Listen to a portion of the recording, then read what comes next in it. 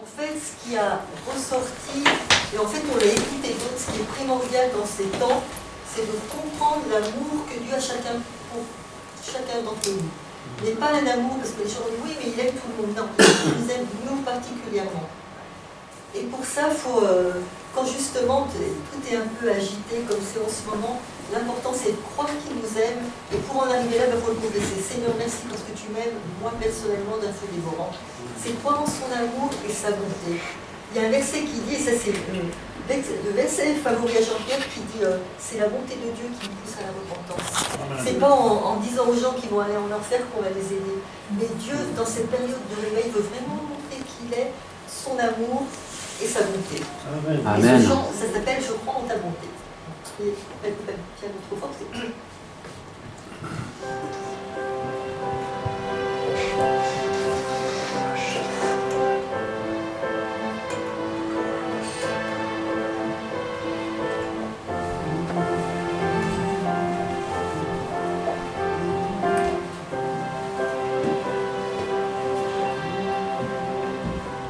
Tu es venu sur la terre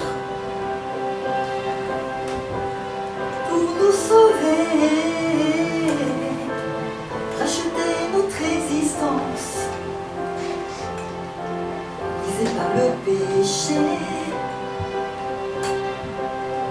Tu nous as donné ta paix,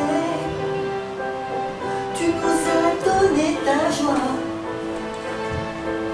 Tu règnes dans l'univers, tu es tous les jours avec moi. Mais quand les vents de la terre viennent me troubler, je ne me laisse pas faire. Je crois en ta bonté, je lève les yeux.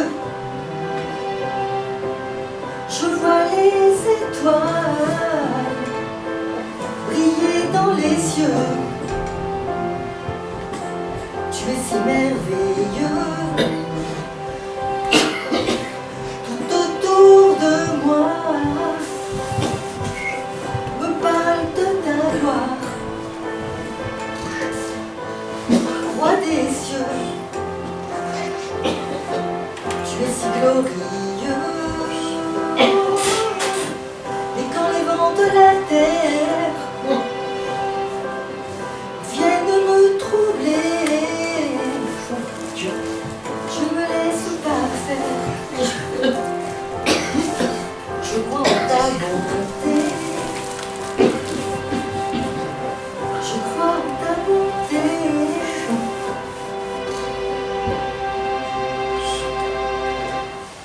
Amen. Alléluia. On va dans la parole. Tu mets en sortant quand la lumière sur les bords. Je vois un petit peu là. Merci beaucoup. Merci. Je lis un texte dans Ésaïe 58. C'est un texte connu qui n'est pas très encourageant au départ. Il faut dire ce qu'il y en est. Mais vous allez voir qu'il y a aussi du positif à prendre là-dedans. Ésaïe 58, je lis depuis le verset 1. Crie en plein gosier. Ne te retiens pas. Élève ta voix comme une trompette et annonce à mon peuple ses iniquités. À la maison de Jacob ses péchés. Tous les jours ils me cherchent, ils veulent connaître ma voix, comme une nation qui aurait pratiqué la justice et n'aurait pas abandonné la loi de son Dieu. Ils me demandent des arrêts de justice, ils désirent l'approche de Dieu. Voici le jour de vos jeûnes. Vous vous livrez au penchant, vous traitez durement tous vos mercenaires. Voici vos jeûnes, vous disputez vos querelles, vous frappez méchamment du poing. Vous ne jeûnez pas comme le veut ce jour, pour que votre voix soit entendue d'en haut. Et cela auquel je prends plaisir, un jour où l'homme humilie son âme, courbe la tête comme un jonc, et se couche sur le sac et la cendre, est cela que tu appelles un jeûne auquel je prends plaisir. C'est un texte spécial, encore une fois de plus. Le Seigneur est obligé, l'Éternel est obligé de crier au travers d'Ésaïe parce que le peuple est une fois de plus complètement à côté du plan de Dieu. Ils sont chutés dans le péché. Ils ont chuté dans des situations incroyables. Quand on lit dans 59, Ésaïe plus loin, il est même marqué qu'ils ont du sang sur les mains. C'est-à-dire qu'il y avait une méchanceté extrême.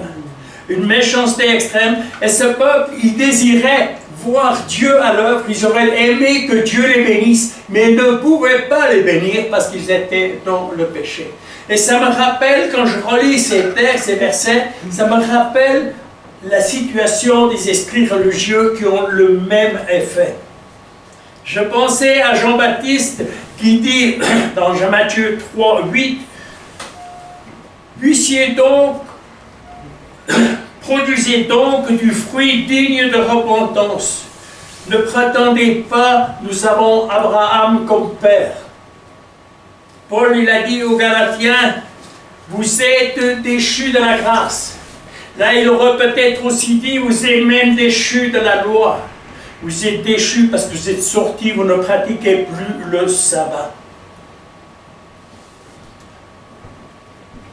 Fais du sabbat des délices pour sanctifier l'Éternel et le glorifier. Le sabbat, c'est un jour de repos. Le sabbat, c'est un jour de louange, d'adoration à notre Dieu. Ça, c'est le sabbat. Alléluia.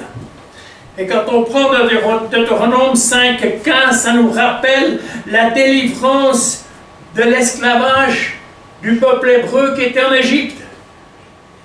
Quand on prend Exode 31, 12, c'est marqué que celui qui profane le sabbat, il est digne de mort. Donc c'était absolument violent. Évidemment, aujourd'hui, on voit moins cette situation. Et on voit, ça me rappelait une situation d'une personne juive. Je vous ai déjà donné une fois ce témoignage, je crois. Ça s'est passé à Gstaad. Je connaissais bien ce chef de service qui était là-bas. Et ils avaient un grand brunch qui se faisait chaque année. Il y a des personnes qui venaient de tous les hôtels. Les Juifs étaient aussi là, ils venaient du parc hôtel. Et ils étaient là, ils avaient un immense brunch, il y avait un immense buffet avec viande froide, jambon et j'en passe. Il y avait un immense buffet avec fromage et tout ce qu'il fallait, et du pain de différentes sortes. Et ces personnes, évidemment, n'allaient pas au buffet avec leurs assiettes, il fallait bien que ce soit un garçon qui les porte. Ils ne pouvaient pas faire ça. Et ce chef de rang que je connais, il avait un juif à côté de lui où il tenait son assiette, et ce juif lui dit, une tranche de celui-là. Et le chef du rang lui dit, c'est du porc. Le juif lui dit, je ne vous ai pas demandé le nom de ce poisson. Donc, vous voyez, des fois, quand ça passe par l'estomac, quand ça passe par les yeux, même un juif peut tomber dans la faiblesse. Et oui, malheureusement. Comme je disais, ces versets du chapitre 58 que j'ai lu là, ça me rappelle justement ce peuple qui est dans le péché, et ça me rappelle en même temps tous les esprits religieux qui, dans le fond, qui sont plus destructeurs qu'autre chose. Et ça nous montre que dans cette situation, quand nous sommes dans le péché, il n'y a pas possibilité de bénédiction. Il n'y a pas possibilité de bénédiction. Le péché, ils accusent même Dieu. Ils accusent Dieu, je n'ai pas encore lu le verset, je l'ai laissé, le 3. Que nous sert donc de jeûner, tu ne nous vois pas. De mortifier notre âme si tu n'y prends pas égard. Donc, ils sont dans le péché, ils crient à Dieu, ils espèrent atteindre quelque chose au travers de leur jeûne, parce que le jeûne, ce n'est pas seulement d'être sans manger, mais c'est aussi une attitude de cœur. Amen. C'est aussi une attitude de cœur. Et ça m'a rappelé quelque chose qui me suit depuis longtemps, qui m'a même fait pleurer. C'est des personnes, des chrétiens qui disent « Pourquoi Dieu permet-il cela ?» La même chose que ici les Juifs, ils sont en train de critiquer Dieu parce qu'ils ne reçoivent pas les bénédictions qu'ils espéraient. Et là, ils ont critiqué. Et pour nous, c'est fou, même en tant que chrétiens, ils prononcent ces paroles Pourquoi Dieu permet-il cela? Mais Dieu ne permet rien du tout, mais ça ne met rien du tout. C'est l'œuvre du malin s'il y a des choses négatives. C'est l'œuvre du malin qu'il y ait des guerres, qu'il y ait des bruits de guerre. C'est l'œuvre de l'ennemi s'il y a des personnes dans la souffrance. Ça n'est jamais, jamais, jamais l'œuvre de Dieu. Mais jamais. C'est pour ça que c'est important de ne pas prononcer ces paroles. Dieu, il a donné son Fils à la croix pour nos maladies, nos souffrances, nos douleurs. Et ce n'est pas lui qui va nous renvoyer la méchanceté dessus. Il a donné son Fils qui a payé pour tout. Acceptons-le et n'accusons surtout pas Dieu pour des choses dont il n'est absolument pas responsable. Pourquoi Dieu permet cette guerre en Ukraine? Vous avez déjà entendu, je pense, tout comme moi j'ai entendu. Pourquoi Dieu permet cette guerre? Mais ce n'est pas le plan de Dieu. C'est l'ennemi qui emploie spécialement une personne, enfin il y en a d'autres aussi, mais spécialement une personne, qui est manipulée par Satan pour qu'il y ait cette guerre. Ce n'est pas l'œuvre de Dieu, c'est l'œuvre de l'ennemi, la méchanceté. Ce n'est jamais l'œuvre de Dieu. Pourquoi Dieu permet qu'il y ait des enfants qui meurent de faim? Ce n'est non plus par cause de Dieu. Amen. Si dans ces villages, au lieu qu'il y ait un gourou qui fasse des sacrilèges, qui invoque des esprits, s'il y aurait 2 ou 3 personnes qui élèvent les mains et disent Seigneur, nous avons faim, je suis sûr qu'ils auraient la nourriture. Parce que Dieu l'a prouvé dans le désert. Pendant 40 jours, ils ont mangé la manne. Pendant 40 jours, ils ont bu au rocher. Dieu est un Dieu qui répond quand nous l'invoquons. Quand nous l'invoquons. Et c'est ça qui est évidemment très, très difficile. Et ça nous montre que notre Dieu est un Dieu de multiplication, un Dieu de bénédiction, d'amour, de grâce, de miséricorde. Et il nous l'a prouvé en donnant son Fils. Il nous l'a prouvé en donnant son Fils. Quand il y avait à peu près 10 000 personnes avec les enfants et les dames, avec 5 pains et 2 poissons, tous ont été rassasiés. Ça nous montre que notre Dieu est le Dieu qui fait des impossibilités des possibilités. Amen. Et c'est ça qu'il faut voir. Il faut voir ce Dieu tel qu'il est. Il est celui qui a guéri tous les malades qui sont venus à lui. Chaque malade qui est venu à lui, il l'a guéri. Même des personnes qui ne l'ont pas demandé. L'homme à la main sèche, la dame courbée, ils n'ont même pas demandé. Ils sont rentrés dans la synagogue et Jésus les a guéris. C'est son amour. Ça nous montre l'amour de ce Seigneur. Est-ce que je connais ce Père? Est-ce que je connais ce Jésus? Est-ce que je connais cet Esprit de Dieu qui nous conduit dans la liberté, qui nous conduit, qui nous ouvre à la parole? Je pose une question ce matin aussi à ceux qui vont regarder la vidéo. Est-ce que tu connais ce Père? Est-ce que tu connais ce Jésus? Celui qui a payé à la croix pour tes péchés. Si tu ne le connais pas, il te manque l'essentiel. Il te manque l'essentiel. Parce qu'il est un Dieu d'amour. Philippiens 4, 19 nous dit, Méchop, départ. Ne vous inquiétez de rien. Ne vous inquiétez de rien. Je dis Méchop. C'est pas celui-là. Il nous appelle à faire ses œuvres. Il nous appelle à faire ses œuvres. Jean 14, 12, 14, vous le savez. Je relisais ce matin encore dans la Genèse. Premier chapitre, verset 20, puis verset 26. Puis Dieu dit, faisons l'homme à notre image, selon notre ressemblance, et qu'il domine sur les poissons de la mer, sur les oiseaux du ciel, et sur le bétail, et sur toute la terre, et sur tout reptile qui rampe sur la terre. Dieu créa l'homme à son image, il le créa à l'image de Dieu, il créa l'homme et la femme, Dieu les bénit, Dieu leur dit, soyez féconds, multipliez, remplissez la terre, et assujettissez-la. Et dominez sur les poissons de la mer, sur les oiseaux du ciel, et ainsi de suite. Nous sommes appelés à dominer. Appelés à dominer. Ça nous rappelle, dans Matthieu 8, 24, Jésus, il est en train de dormir dans la barque qui se remplit d'eau. Il était fatigué. Les disciples, ils sont dans la panique. Jésus, nous périssons. Jésus se lève. Il dit au vent silence, il dit à la mer, tu te tais. Et c'était le calme. Les disciples ont été choqués par cela. Ils n'avaient jamais vu un miracle pareil. C'est un miracle extraordinaire qui s'est produit là. Et Jésus va leur dire quoi? Gens de peu de foi. Chaque fois que dans la parole, on lit souvent cette phrase, homme de peu de foi ou gens de peu de foi, on le lit fréquemment. Ça veut dire quoi? Avec cette parole, Jésus nous dit, ce que je fais, tu peux le faire. Ça veut dire ça dans le fond. Les œuvres que moi j'ai faites, vous pouvez les faire les mêmes. Amen. Gloire à Dieu. Et c'est ça qui est extraordinaire. Ça nous rappelle que nous avons la même autorité que lui.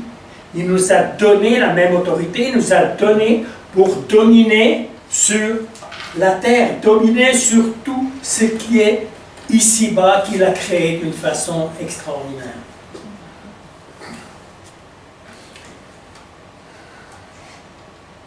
Pour nous, ça doit être clair de ne plus jamais prononcer cette phrase « Pourquoi Dieu permet-il cela ?»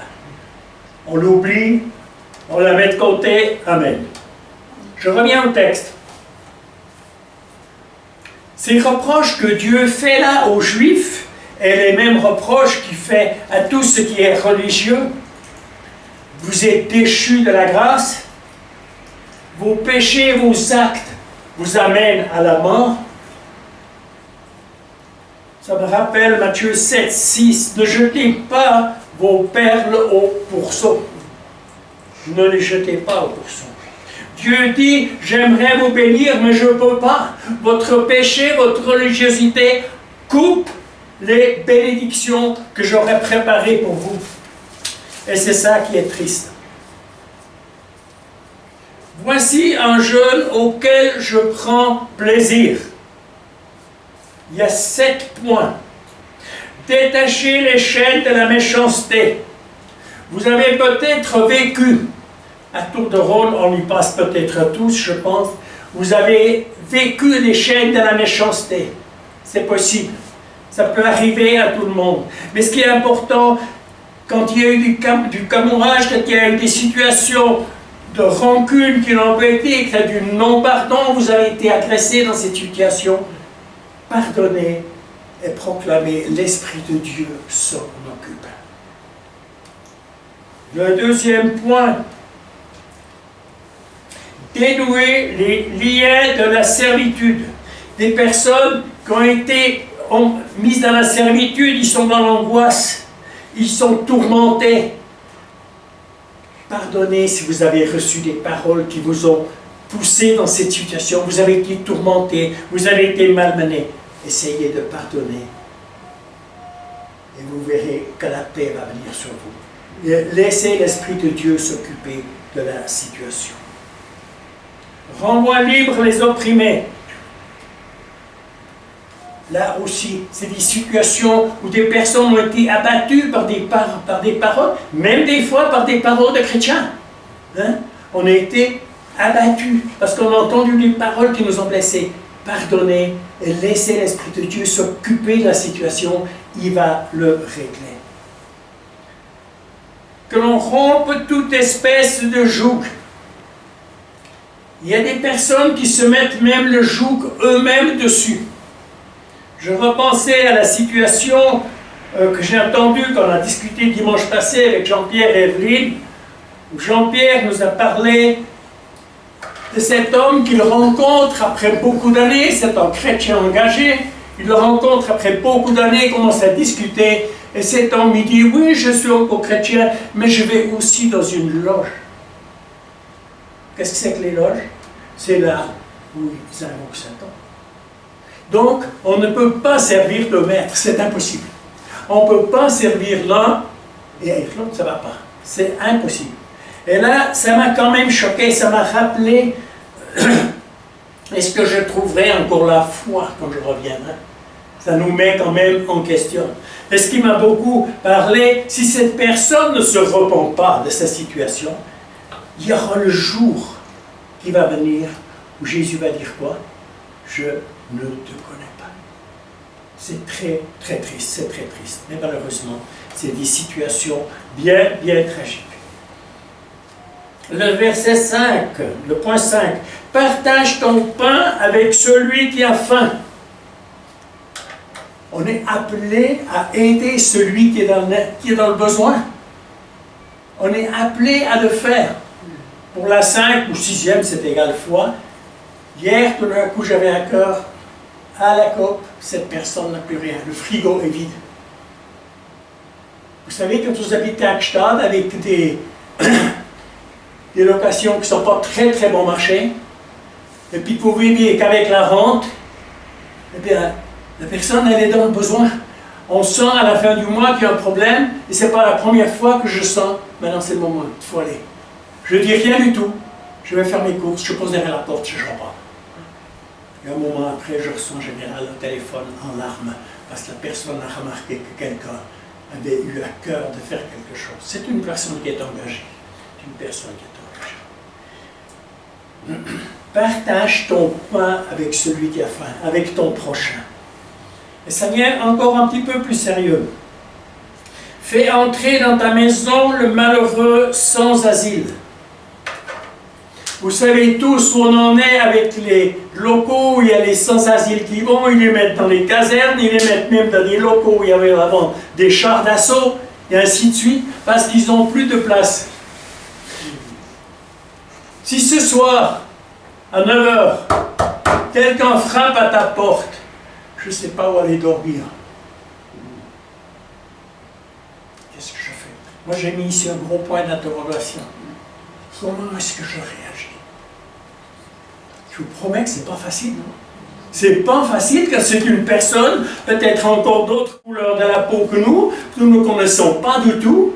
Est-ce que je vais dire, rentre, je te fais un petit œuf au plat ou je ne sais quoi, et puis après, tu lui donnes un lit. Mais ça, c'est pas facile. Mais Dieu nous a donné cette parole parce qu'il savait que nous allons le vivre. Il savait qu'il y aurait des situations où nous allons tomber là-dedans parce qu'il y aura toujours plus de requérants d'asile politique. Comment est-ce que je réagis quand il y a une personne qui frappe à ma porte dans cette situation? Pas facile, je sais, pas facile. Mais par la grâce de Dieu, on devient tout d'un coup possible de faire des choses qu'on n'aurait jamais pensé de faire. Ça, je suis persuadé. Parce que je connais un peu, mon Dieu, comment il peut transformer les gens, comme il m'a transformé. Si tu vois un homme nu, couvre-le et ne te détourne pas de ton semblable. Je me rappelle toujours, j'étais une fois matin de bonne heure à Gstaad, je crois qu'on avait été prié, je ne sais pas exactement ce qu'il avait eu. Et il y en a un qui était au bord de la route, qui faisait du stop, plutôt branlant qu'autre chose. Et puis, j'ai dit, oh, j'ai eu pitié de lui, je l'ai pris. Je rentrais chez moi, c'est au monde, puis j'ouvre la porte, j'ai dit, tu vas où, Gstaad? J'ai dit, allez, monte. Je n'ai jamais entendu regretter d'avoir pris quelqu'un. Une puanteur. Il n'y a pas eu de l'alcool, il devait y avoir de la drogue, je ne sais pas s'il a fumé des pétards, je ne sais pas quoi. Mais quelque chose d'atroce. Des habits pas changés depuis des semaines. Mais, enfin bref, je passe commentaire. Mais c'est pour vous dire, vous êtes aussi des fois dans des situations, vous arrivez à la même situation, vous prenez quelqu'un dans votre voiture, vous aurez malheureusement un parfum que vous ne mettez pas, c'était pas du Chanel, je vous promets. Mais, soyons ouverts, ouvrons notre cœur pour que le Seigneur puisse nous employer. Amen. Ouvrons notre cœur. Alléluia, gloire à Dieu.